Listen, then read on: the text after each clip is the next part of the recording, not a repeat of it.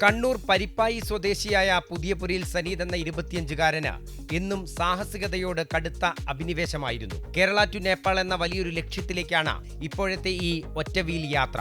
ആദ്യം ബൈക്ക് സ്റ്റണ്ടുകളോടായിരുന്നു സനീദിന് കമ്പം. എന്നാൽ പൊതുനിരത്തുകളിൽ bike stunt ചെയ്യുന്നത് നിയമവിരുദ്ധവും മറ്റുള്ളവർക്ക് അപകടകരവുമാണെന്ന് തിരിച്ചറിഞ്ഞതോടെ സനീദ് റൈഡിങ്ങിനായി ഒറ്റവീൽ സൈക്കിൾ തിരഞ്ഞെടുത്തു. 2015 മുതലാണ് സനീദ് ഈ വേറിട്ട യാത്ര ആരംഭിക്കുന്നത്.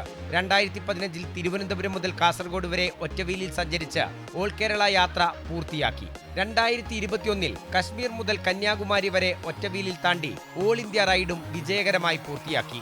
ഈ യാത്ര മുഴുവനാക്കാനായി ഏതാണ്ട് 265 ദിവസമാണ് എടുത്തത്. നേരിട്ട് കാണുന്ന സമയത്ത് ആൾക്കാരുടെ ഇടയിൽ നല്ല സപ്പോർട്ടാണ്. അതേ സ്ഥാനത്ത് സോഷ്യൽ മീഡിയയിലേക്ക് വരുന്ന സമയത്ത് ഒരുപാട് നെഗറ്റീവ് കമന്റ്സ് എനിക്ക് വരുന്നുണ്ട്. അപ്പോൾ ഞാനതൊന്നും മൈൻഡ് ചെയ്യില്ല. പിന്നെ പോസിറ്റീവ് എൻ്റെ ഒരുപാട് ആൾക്കാർ എന്നെ സപ്പോർട്ട് ചെയ്യുന്നുണ്ട്. അതാണ് എനിക്ക് കിട്ടുന്ന ഏറ്റവും നല്ലൊരു ഇതായിട്ട് ഞാൻ കാണുന്നത്. എൻ്റെ മോട്ടിവേഷൻ എന്നാൽ എനിക്ക് ഒരുപാട് ബന്ധങ്ങൾ കിട്ടുന്നുണ്ട് ഈ യാത്രയിൽ. അതെല്ലാം എനിക്ക് കിട്ടുന്ന ബെനിഫിറ്റ് ആണ്.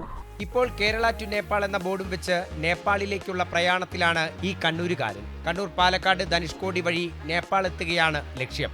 യാതൊരു സുരക്ഷ അകമ്പടികളുമില്ലാതെ വെറും ഒറ്റവീലിൽ സനീദ് മുന്നോട്ട് കുതിക്കുമ്പോൾ ഈ മലയാളി യുവാവിന്റെ നിശ്ചയദാർഢ്യത്തിന് വഴിനീളെ വലിയ പിന്തുണയാണ് ലഭിക്കുന്നത്.